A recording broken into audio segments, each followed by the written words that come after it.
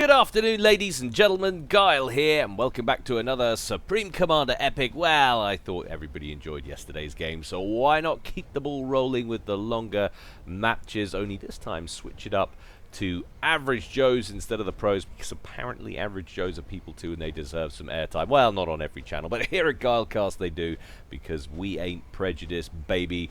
That's how we roll. Incidentally as well, I'd like to apologize for the mix-up yesterday with yesterday's cast.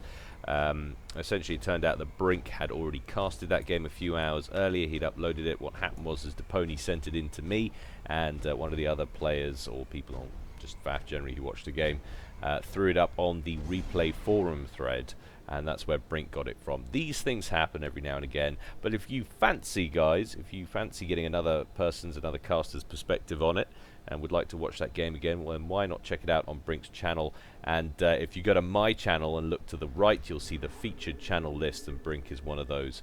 And you can head on over there, and it's likely to be one of his latest, if not his latest, casts. So go to it, my friends, and enjoy, of course, after you watch this game. That's just saying. Alright, glad we cleared that up. As we said, it's going to be an epic. It's going to be average Joes. And the action today is going to take place on a Canis 4v4 Special Edition once again. But apparently they didn't bother fixing the Hydro this time around. So it's just the 4v4 Special Edition. I'm ready, you guys are ready, and the players are ready. So let's go on over to the game zone and see how these guys are going to get on. I'm trying to see whether the Hydro thing is it this Hydro here that's not in the same place as this one? I don't know. That's a very minor change, but anyway, someone perhaps would be able to mention in the comment section below what's up with that. Of course it's Canis, so of course the UI is wrong and mistakenly believes that this is Team 1 down here at the bottom and this is Team 2 up here at the top. So going first for Team 1, bottom right in Vivacious Violet, it's Anostra. Very artistic here, and he or she is going Seraphim, opening first land. Next up, team member number 2 for Team 1. Over to his left, we have Omnivore. He doesn't discriminate about his food, and he is going Aeon in electric blue, opening first land. Thirdly, for Team 1, over out here on the far left, we have Orim, who's going UEF in Volvo beige, opening first land. And last but not least, still in his base, it's Black Dragon, and he is going Cybrin in Ferrari red, opening first land. So we've got literally all the races represented, one of each here for Team 1. Let's take a look at Team 2 up here at the top. First of all, over on the left, we have Oberchef, which is that German Oberchef? It sounds like it might be. Anyway, he is going UEF in mellow yellow, opening first land. To his right, we have Clip, who's going Aeon, and it's kind of the air position, and he's opened with first air there in baby pink.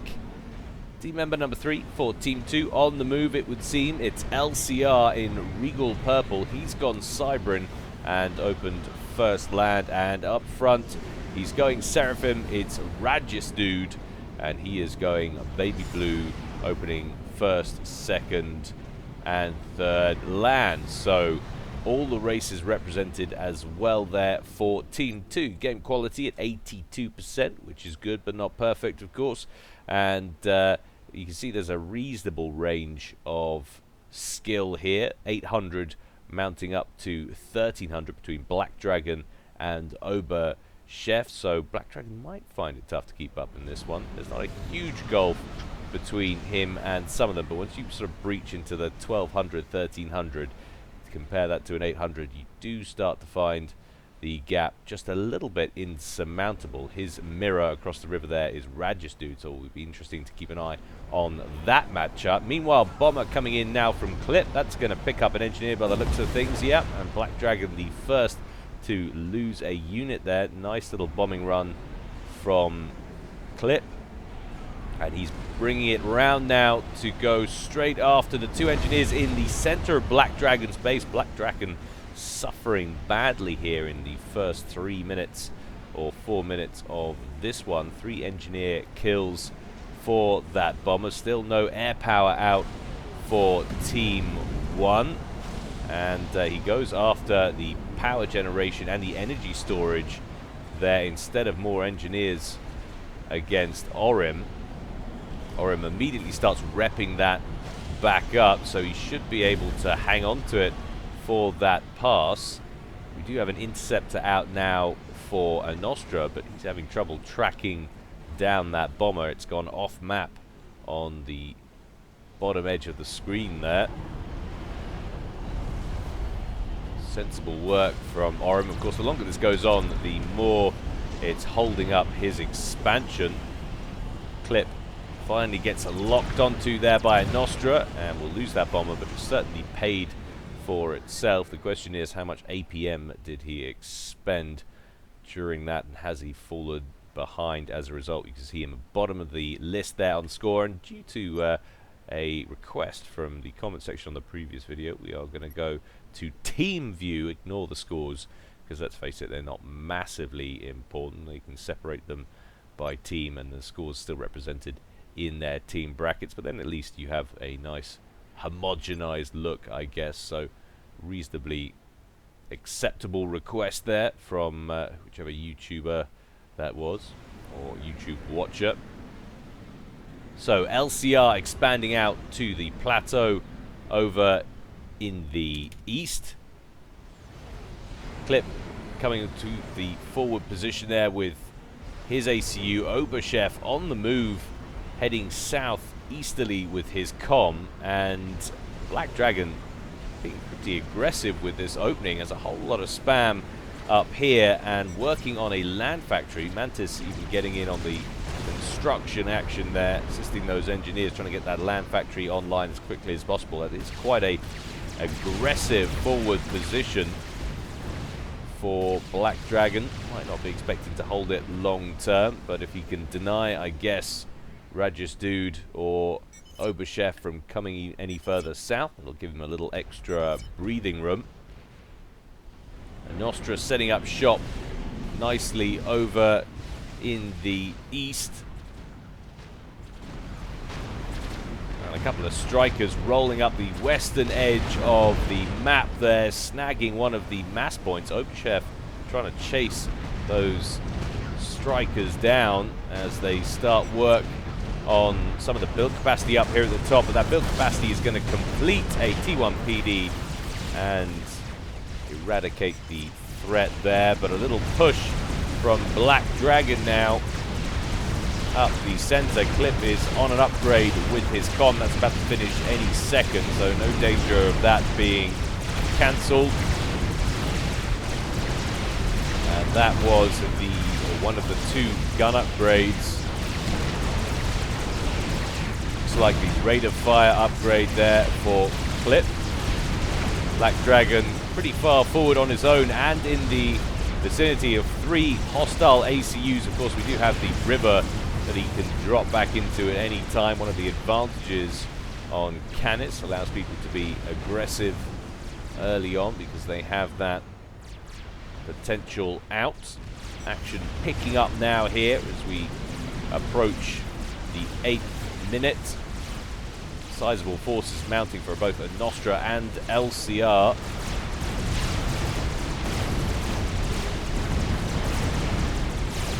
Rajas Dude Clip putting a little bit of pressure on Black Dragon's forward position. Oberchef on an upgrade further back. He's upgrading the T2 engineering suite.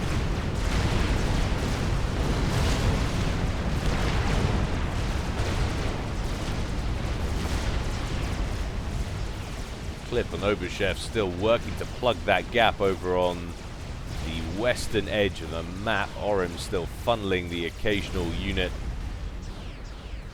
up that way. And now Clip having a proverbial ball as he rolls forward with that ACU. Colossal rate of fire, lots of damage, lots of pressure, coupled with overcharge, taking chunks of health out of units and land factories as he goes. Adds a little bit of assistance on the ground from Rajas Dude, who stays further back for a moment to get a T2 PD online, but this is definitely going to be an ousting. I think Black Dragon knows it. He's trying to hold the line with some T1 PD a little bit further back. But Zuis keep on rolling down that way. Meanwhile, over on the east, an upgraded Nostra with the rate of fire upgrade on the Canis advancing forward on LCR's position. LCR trying to get some Cerberus turrets online. I think primarily he wants to think about getting, or should be thinking about getting, some T1 point defense and setting the Cerberus turrets further back. I don't think those Cerberuses are going to help him at all. It's a natural reaction, of course, to think, well, T2 is going to be better, let's build those, but not in every situation. Of course, there's so many Zuis here for Nostra. I really don't think it would have made a huge amount of difference. Nostra has lost quite a bit of health. He's down to around 8,000 hit points of the 12,650 on that upgraded commander. But now LCR taking an awful lot of damage. He's dropping below 6,500 and falling. He has got reinforcements funneling in from the manufacturing facilities slightly further up. But nonetheless, his situation looking slightly precarious as we pass minute 10.5. Just 5,700 hit points left on that commander. Nostra regenning comfortably meanwhile. We do have a little bit of a rescue push coming in from the west from Rajasthu'd.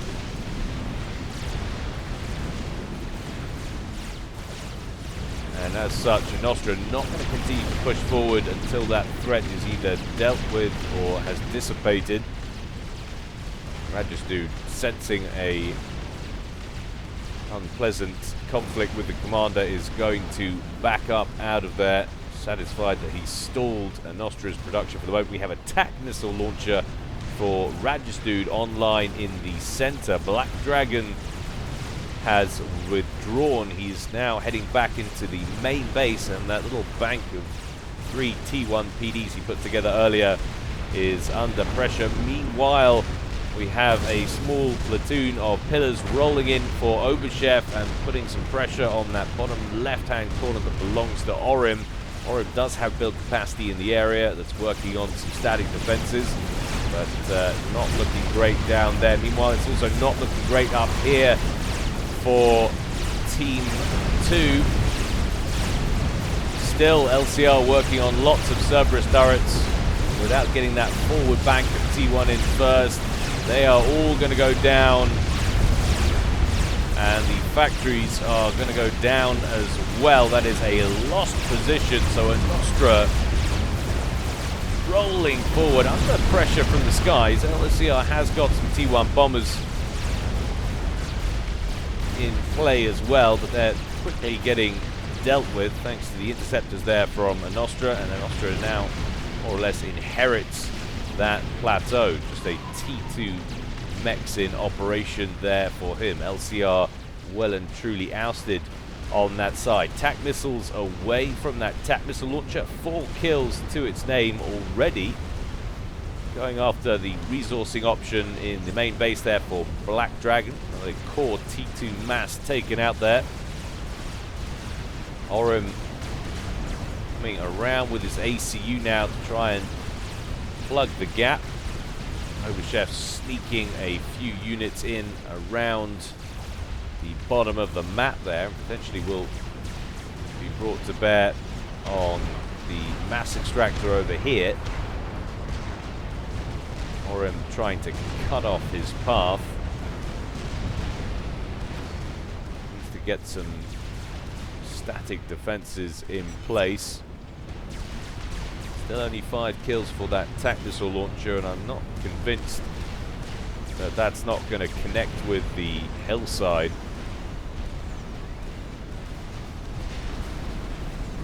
Indeed it does. Very strategically placed hills on Canis to break up the obvious TAC missile stratagem going after the main base early on, making life just a little bit more difficult. And still, LCR's Cerberus turret woes continue. Now thwarted by that small cliff that's just in front of him. Nice little Corsair attack from above, though. Will kill off a couple of units, but Nostra really very comfortable up here at the top right-hand corner. He's got some air coverage. He's got a lot of ground force here and a com with that speed, that rate of fire upgrade. A couple of Ilshivas causing problems and the occasional Corsair, as we said earlier.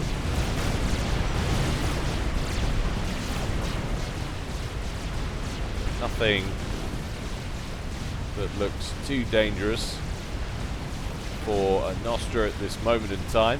T1 bombers inbound as well for Clip. They may be allowed to get 1 or 2 bombs away. Nostra cuts off the path with a quick move order. And Obashev did indeed manage to take down that mass point and has breached through the wall sections over here to escape. He's going to run into a few Mantis there belonging to Black Dragon, but the pillars should tear through those without any major difficulties. So that's a nice little run he's completed there. Swift Winds up in that top right-hand corner now, belonging to Omnivore, adding to Nostra's air security. Nostra going to get another upgrade on his commander as well. Wouldn't be surprised if that wasn't the T2 upgrade. That's what I would go for.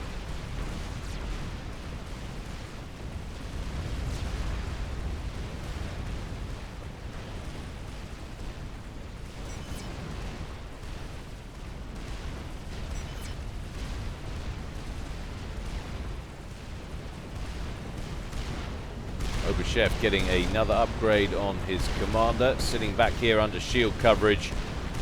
And that must have been Orim that threw up that little fire base earlier. Not brilliantly positioned right on the edge of the cliff face there. Anything that comes over that cliff face will have cut down the effective range of those triads pretty significantly. Ideally, you want to be on the cusp of that hill there.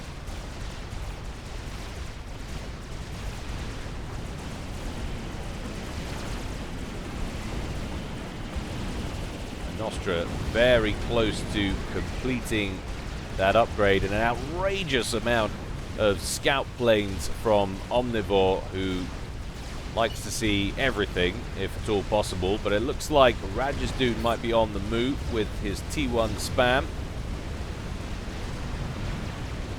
And we have T3 air out now for Clip, who's going to head over to that top right-hand corner and try and tidy up the Swift Winds and Interceptors belonging to Omnivore and Nostra.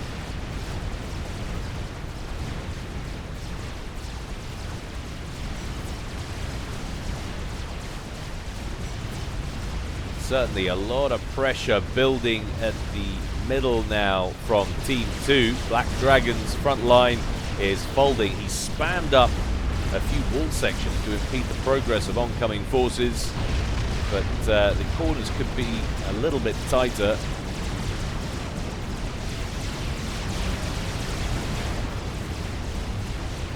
All the way back here with his commander, not 100% sure what he's going with that, what he's doing. Strange decisions all round, but then of course this is a Joe's match. Strange decisions are part of the course. Par of the course, I should say. And we have T3 ground there from Black Dragon, who's bringing in some loyalists now, or a loyalist, to deal with Raj's dude's Ilshiva incursion.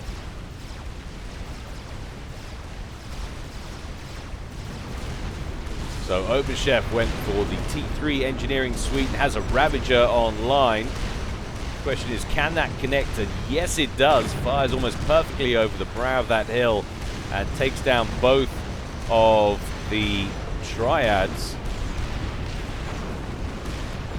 Perfectly positioned there. Obashev looking to open up that area of the map for exploitation.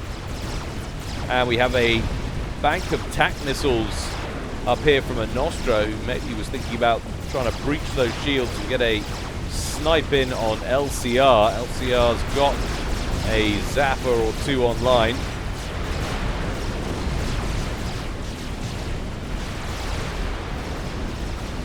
But look out, a potential Mercy snipe on the cards here from Clip, inbound with those guided missiles, and some good forerunning work by those ASFs have tidied up the skies. So it's all going to come down to how many hit points a Nostra has and what ground-based firepower he's got. In goes one, in goes two, down into the yellow, 11,000 hit points remaining. In go the rest, and he gets taken down to 4.5k, and another one.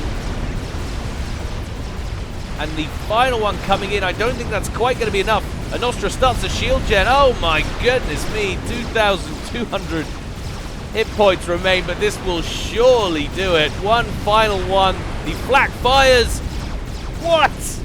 71 hit points. A Nostra somehow survives. We've got any more coming in. We just needed one more. And you can see one rolling off the factory line there, but the shield gen now online. A Nostra critically injured in that exchange. Now he's going to send forward his horde of T1 and T2 to pressurize LCR's forward position. Down goes the front shield gen. Nostra loses the shield for a moment. That must have been the Mercy coming in. We do have more guided missiles inbound. It's actually more like a power issue. This could be absolutely cataclysmic. He needs that shield to stay online. In fact, the flak shoots down most of those guided missiles before they can activate. Another one inbound. No, that gets shot down, and now LCR finds himself isolated. He's trying to spam up wall sections. His base has been literally run over. And now LCR, bottlenecked, cornered, whatever you want to call it, needs to head south, and he needs to dodge and weave. A lot of incoming Zooey fire, though. I don't know if he's going to make it. It's going to be close. No, he's not. LCR ejected from the game after 20 minutes, and it very nearly was the other way around. And Nostra still looking incredibly peaky. 3,000 hit points on the clock there. Long-range tac missiles coming in from Rajistu. He's got the tac missile upgrade on the comm. He's recycled the tac missile launcher from earlier that wasn't getting any penetration thanks to its positioning. But now the remnants of that force from a Nostra rolling into the main base, in through the wreckage of LCR's main base. We have Spectres and Stingers out from Team 2 trying to contend with this spam. They're going to take a little bit of extra damage here as the forces roll in. Engineers for Rajistu spamming up T1 PD. He's got the right idea there.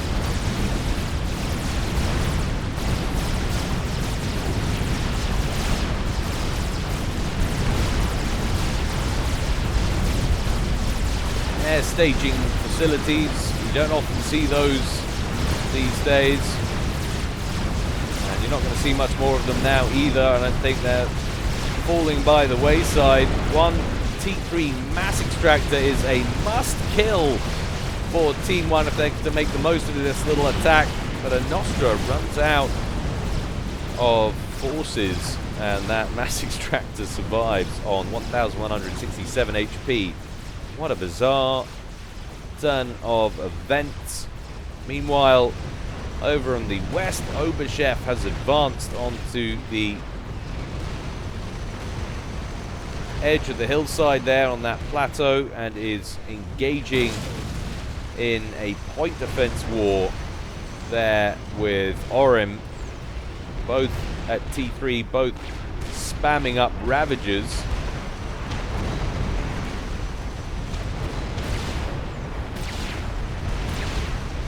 few Lobos brought forward to help add some damage onto those Ravagers. Obashev loses a Ravager and immediately attempts to rebuild it. A little bit of shield coverage for him wouldn't go amiss. Always tough though, because ideally you want to put it up here. And of course the relief of the land would not allow you to do so. He's going to have to place it in front. We will return to the point defense war momentarily. In the meantime, as we head to the middle, Clip is working on a GC and is actually quite far through that. 53,000 hit points and climbing. A Nostra, meanwhile, still pumping out the spam, amassing an army, T1 and T2, up at the site at which LCR went down. However, nasty group of Stingers waiting for him should they try to enter the main base. They have some basic fighter cover there from a Nostra, and also some ASFs now on the field for Omnivore, so he's transitioned to Tech 3 Air. We also have some flak. We have the odd Arshiva in there, so a minor threat for those gunships. And Spectres out as well for Clip, working on another group of spam for a Nostra that's wheeled south and has now gone after Radge's dude's forward position. A few structures getting taken out there.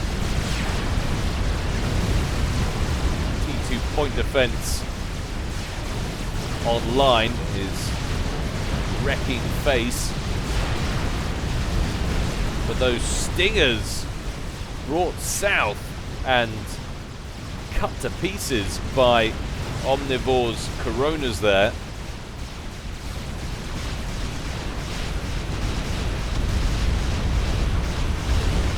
And it looks like Obashev wins that battle.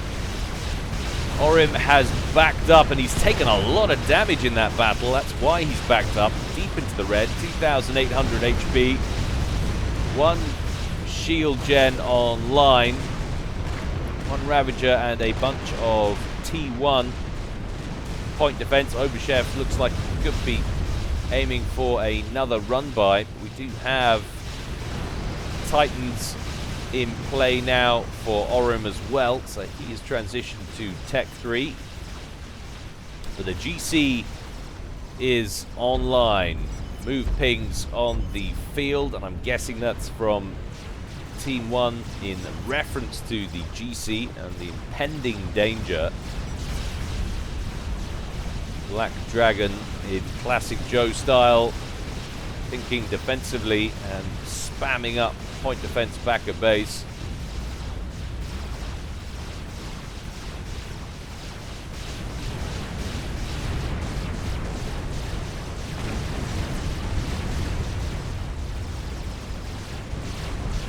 Handful of Ilshivas from Radge's dude, tickling that shield gen up front from Orim. Obashev tells him not to waste units. Don't really stand any chance against those Ravagers. And even if they were to run in and take the shield down, there's no other firepower incoming there from Obashev, so it would only be rebuilt.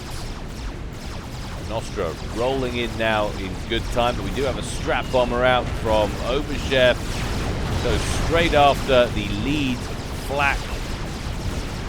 3 or 4 more though in the vicinity.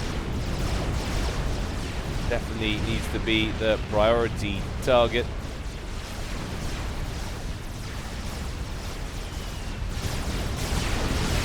That's going to be a juicy little strap bomb right there. Huge chunks of this army for a Nostra getting picked apart by this strap bomber now. 17 kills in 2 passes. It should be another few right here. There we go. Very nice indeed.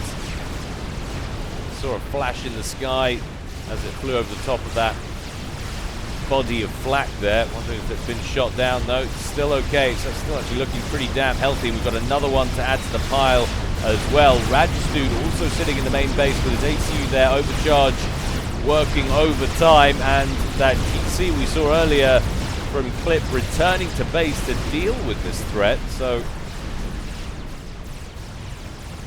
another defensive move there from Clip. I'm pretty sure that could have rolled right in here and caused untold damage. Omnivore with a personal shield and both gun upgrades on the comp is rolling out now to help secure the western flank, which is not looking great. Oberchef has been consistently winning on the ground in the base war against Orim. Clip hanging out with a group of T1 that's going to get eviscerated by a Titan squad.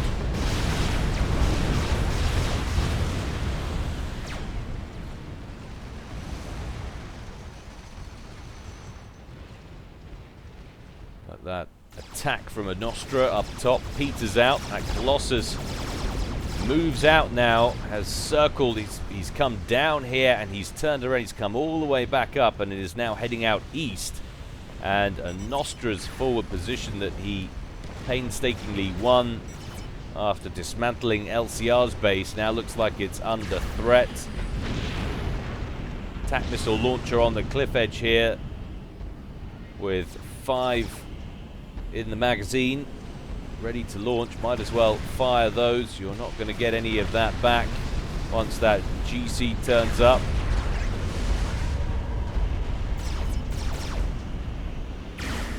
There it goes.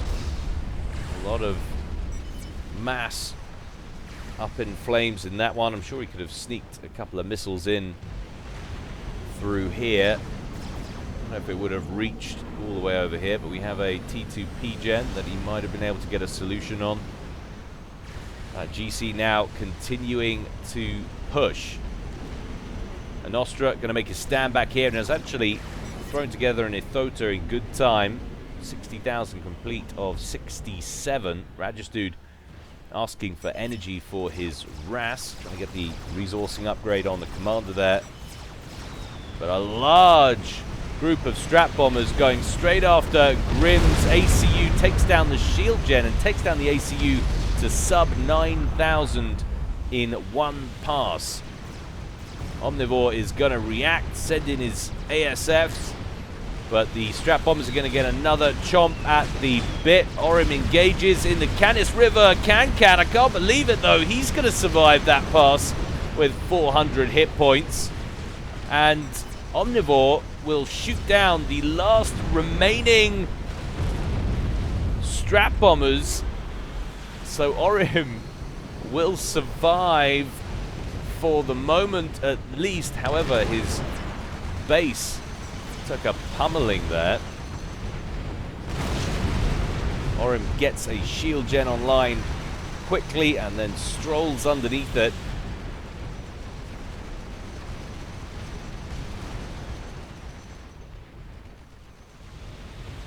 Now what happened to that GC? So it's rolled out into the center and Clip has built a second, which is hanging about in the river as we speak, and Clip is also working on a third now, so it seems to be Clip's main priority, that and ASF production.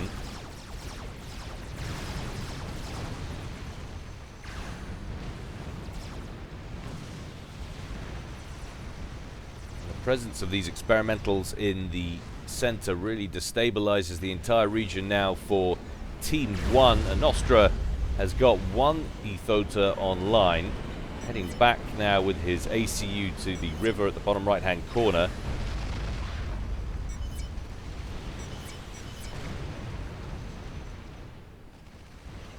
Oberchef telling his teammates to win air if at all possible.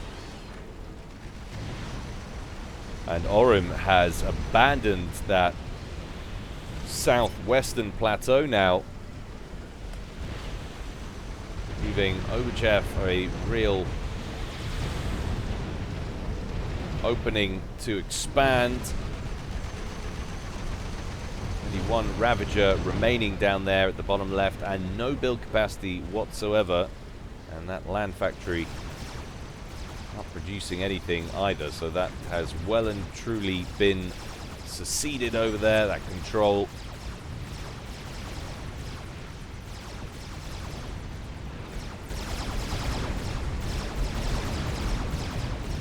It's seceded or seeded? Surely it should be seeded, shouldn't it?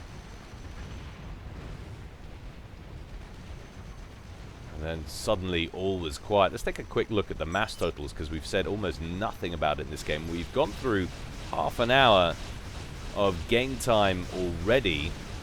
Total mass collected 492 there for Team 1, 524 for Team 2. Of course, it's the age-old thing where we've lost one player on Team 2, so that base has been re-harvested.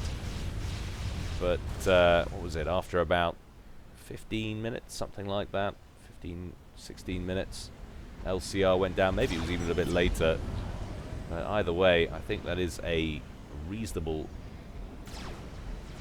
advantage on top of that in terms of eco. Certainly looks that way at the moment. Hard to tell on the live figures, but 309 to 481 seems to be a reasonably high advantage. To keep an eye on those totals as the game progresses, but back to the northeastern quadrant, and Omnivore and Clip engaging in a pretty serious air fracas there. Looks like Omnivore might have got the better of that exchange. Oh, platoon of even songs traversing across the map for Clip. Black Dragon still trying to get his power sorted out.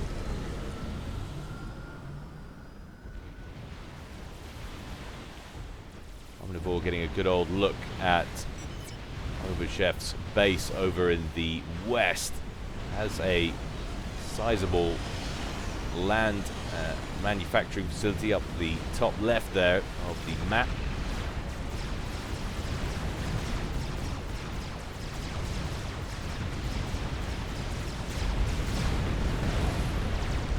A little bit of T3 mobile artillery as well. I really do think that Clip has missed an opportunity and sat back with these Colossus when he could have caused untold damage if he had sent them in earlier. He's given Team 1 just enough time to build up some defenses. We've got another Colossus under construction in the center, this time from Omnivore. I do think wherever he sends them, he should send them together. At the moment, he seems to have them split.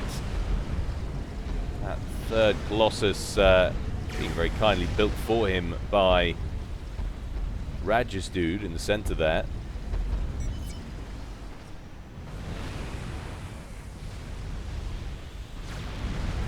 And Black Dragon preparing to defend with fire beetles, it would seem. A T2 transport full of them. That is a lot of firepower if you can land most of that.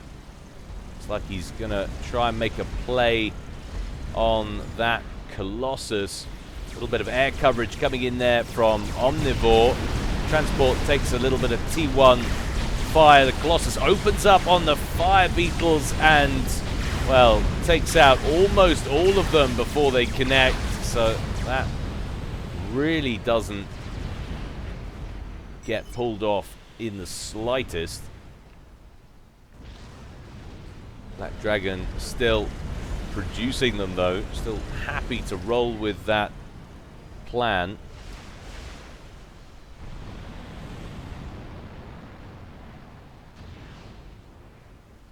But a really outrageous and fairly unnecessary standoff here at 35 minutes.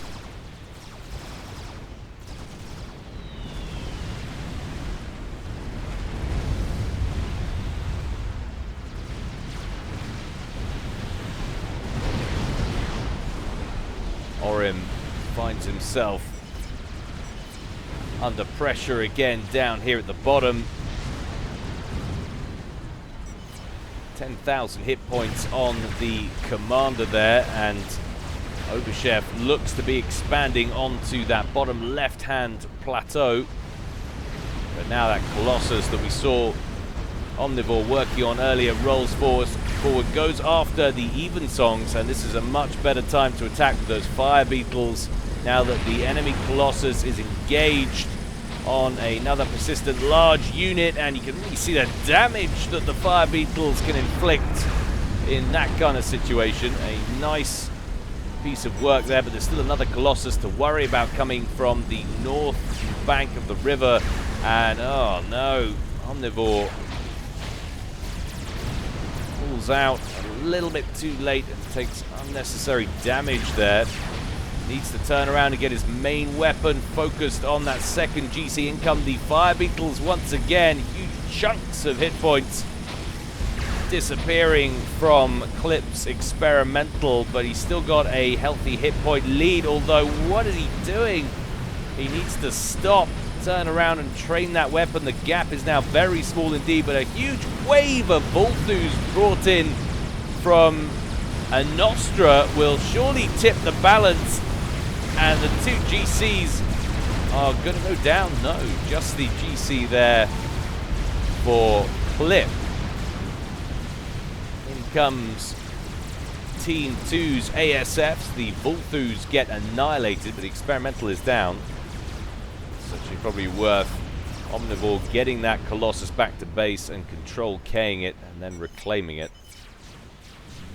It's going to take so long for that to regen.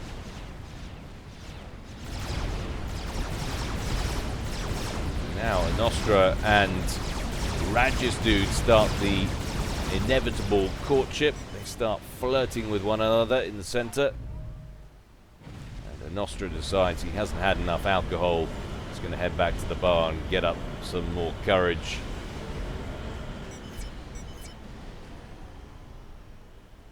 Story of my life. Best thing I ever did, get married. I don't want to deal with that anymore, thank you very much.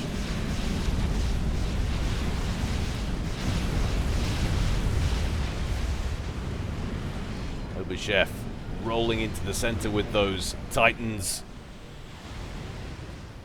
38 minutes gone in this one, and we have a Duke under construction from Orim, so Team 1 progressing into the T3 artillery. Saw an awful lot of that in yesterday's game. If you didn't watch it, my goodness me, that might well be the most amount of artillery we've seen on Guilecast. We've got a Tsar under construction up at the top left of the map there for Clip. Strategic missile defense in the center, but there goes the initial encounter there for Radgis dude and a Nostra. A Nostra loses one of the two Ethotas he had. And Radgis dude is going to escape with 40k of HP still on board his experimental there.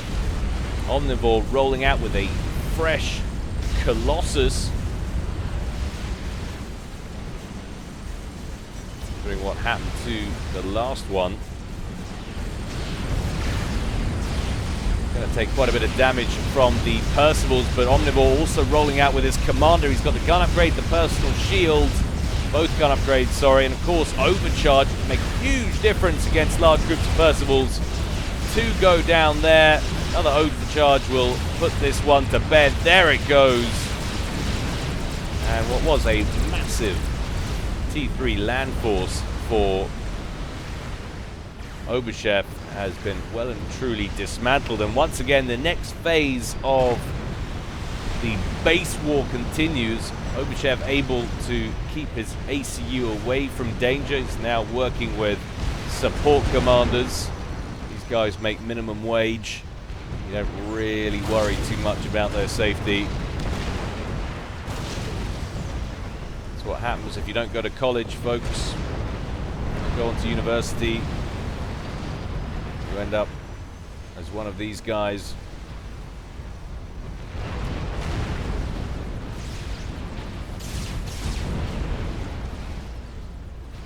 Rambo preset support commander absorbs some missile fire. I mean, attack missile attack from the battery. I'm sure that probably would have killed it.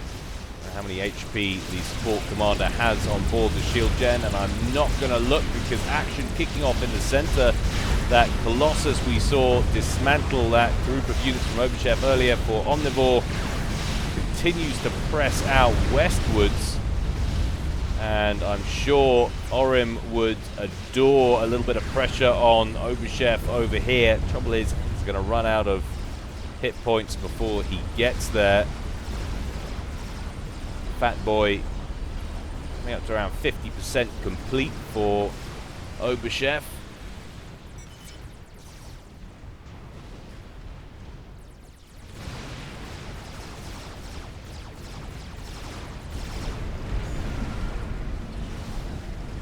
Still not a huge amount coming out from Black Dragon at the front line, and Nostra coming down with his ACU to lay down some build power onto that Duke. Could make a pretty big difference getting that online, just being able to sting Team 2 at range in their main base from relative safety. They need something to lift their spirits right now. They've lost the top right, having conquered it. They've lost the bottom left to Overchef's advances. And the middle of the map, well, more or less in control or under the control of Team 2. So the support commander unsuccessful up at the front line. I think the real difference maker will be the Fat Boy from Overchef as and when he manages to get that online.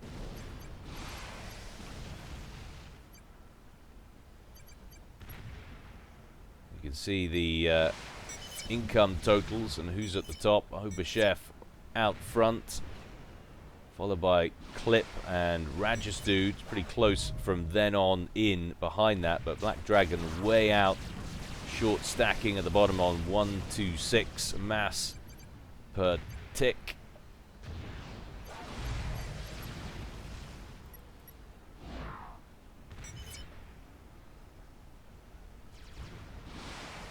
But I cannot believe how static Rajistu and Clip have been over the course of this one. Not looking like they want to attack at any time. If this was a higher rated game, you would see so much more pressure. Just can't utilize the modest eco advantage that they've gained. Tac missiles inbound there from a Nostra. Impacts on the forward shield, takes it down, but causes no damage to the base. And the 2 GCs for Overchef, I'm guessing, were donated from Clip. They're both fresh. Taking too much damage. Well, one of them there, 80,000 hit points of 100,000. Could we finally be about to see a push coming in from Overchef? Yeah, being shadowed by 2 more GCs there from Omnivore. They're going to have to turn around. They have support commanders in there to assist and a couple of Percivals as well. Omnivore's right-hand GC, the priority target. That is going to go down any second now, which leaves Omnivore's other GC outgunned 2-1. And he doesn't like the look of that. He is going to withdraw his ACU, which looks like he was intentionally bringing in there. He has managed to get some T3 engineers to the other wreck that's a little further to the north. Overchef tries a little maneuver there to try and keep one of his GCs from dying there. But the Duke has been completed and is now raining fire down on Team 2's base. Overchef taking a round there. Looks like he's been hit once or twice already. Build capacity very light around that T3 Air HQ, having previously been pretty significant. Team 2 are going to have to start work on a little bit more shield coverage in that main base if they want to mitigate some of the firepower coming in from that Duke. But the Fat Boy has been completed from Oberchef and is now mounted on that plateau and opening up on Orim's latest fire base. Orim has backed right up to the main base and nearly has a Fat Boy of his own. That got thrown together incredibly quickly. Had a reasonable stockpile of mass there. Indeed, still has some left over in the tank. Corsairs inbound from Rajastut. They're going to get picked apart by the defending ASFs from a Nostra.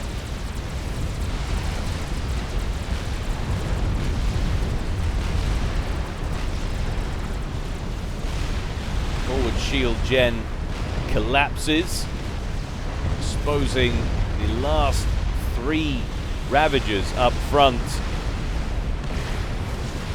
And in comes that GC that we saw win the encounter earlier against Omnivore.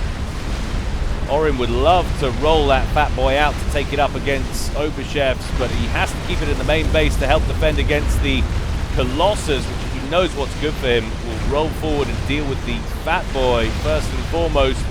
Taking Ravager fire, yes, but he can take down the Fat Boy in no time at all. He can get the laser trained on it, and that's what he's doing. Shield gen drops, and the Fat Boy will follow, but there are actually an awful lot of Ravagers in here. The Colossus is going to take an awful lot of damage. Can he take down Orim? He trains the laser. No, he can't. An overcharge comes in, isn't even needed. But in comes the Tsar we saw under construction earlier. This could be game for Team 2. But oh my goodness, the hit points just disappear. Where's it going to land?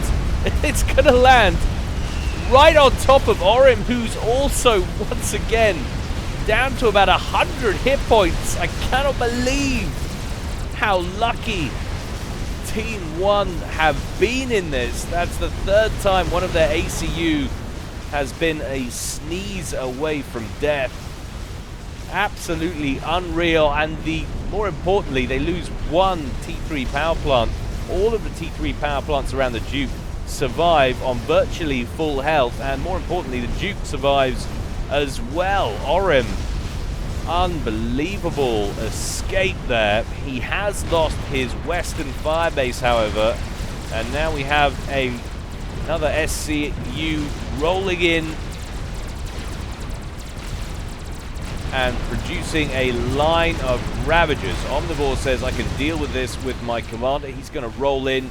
We have had a little bit of Otham pressure coming in from the east there from Rajastut.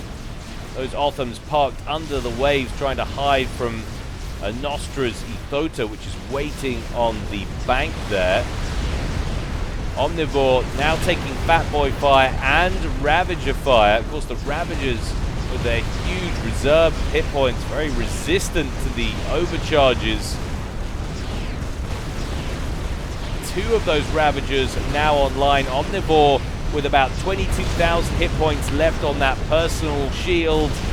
He needs to be careful. Remember, only 16.5k on that armor on the ACU. Once that shield drops, he has committed himself. He must get rid of those Ravagers.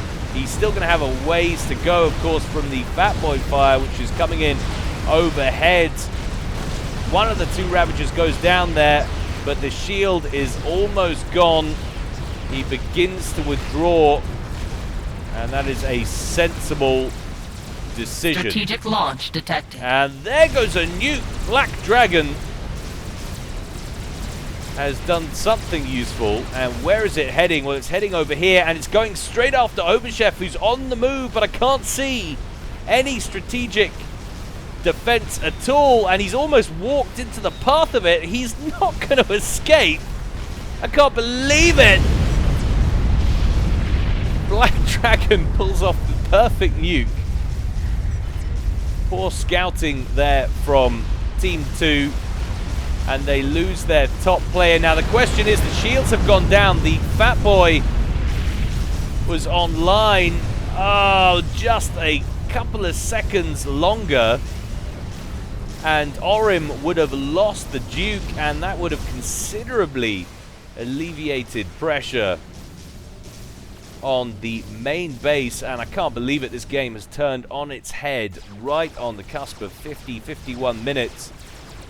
And now a massive power vacuum at the bottom left-hand corner of the map. A predominantly slow game for the best part of about 40 minutes. Sometimes it felt like nothing was going to happen there.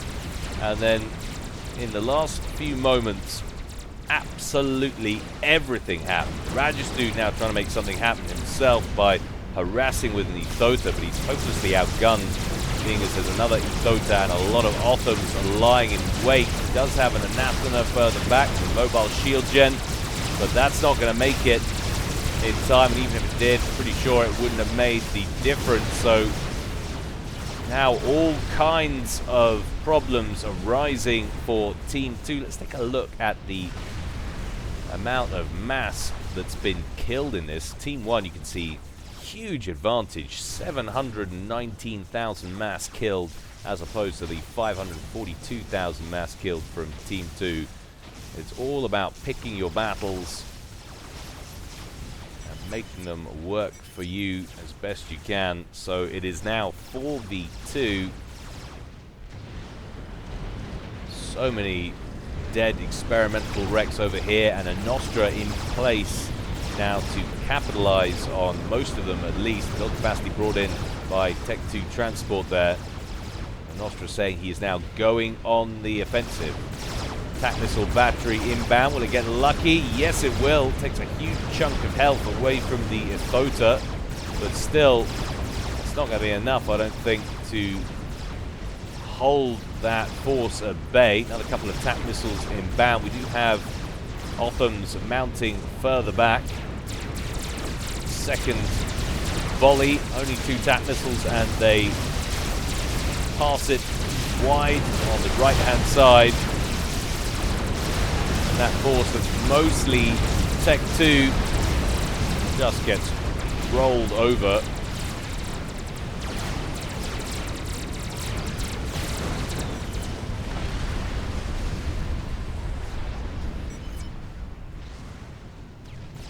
Now,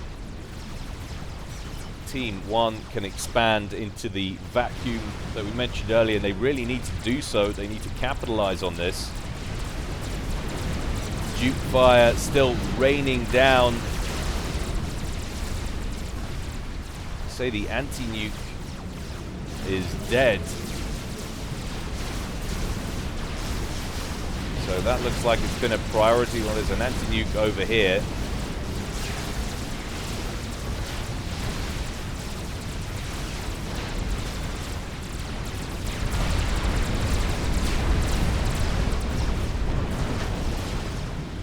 Now, Team 2 look on the verge of extinction. We do have another Colossus rolling out. Cliff is working on another a little bit further behind. Rajastu in the vicinity with his comm. Needs to be a little bit careful. You don't want to get too close to 2 of those Ethotas. It can be avoided.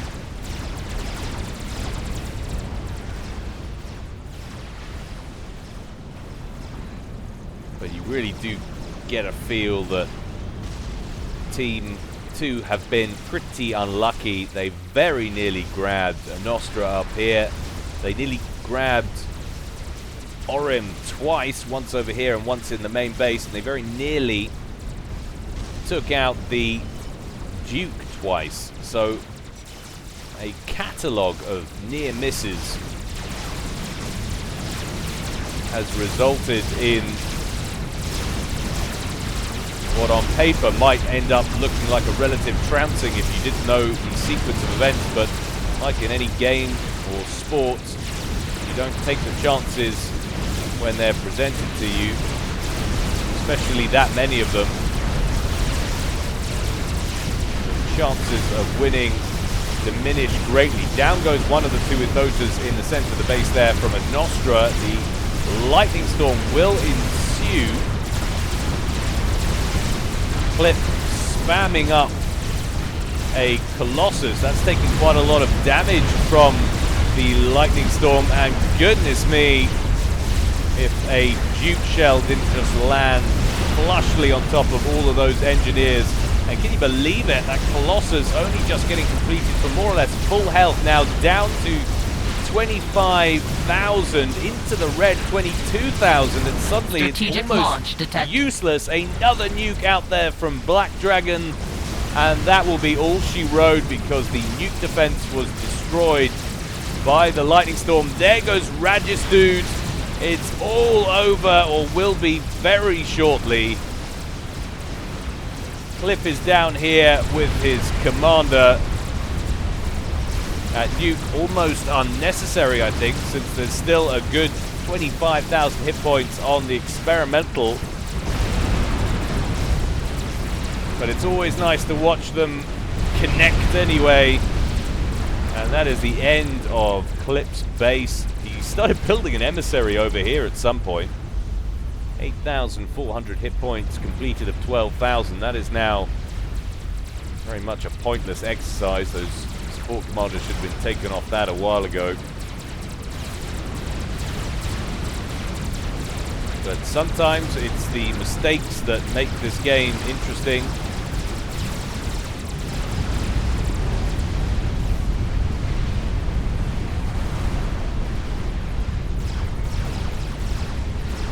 Clip in the water, 14,000 hit points on the commander. And now total air superiority and just about every other kind of superiority in place for Team 1, winning literally just a formality. Clip says, I die on my feet. He's going to come out of the water and face the Othams, and what a cacophony that is. Down he goes on the cusp of 1 hour, 57 minutes and 6 or 7 seconds.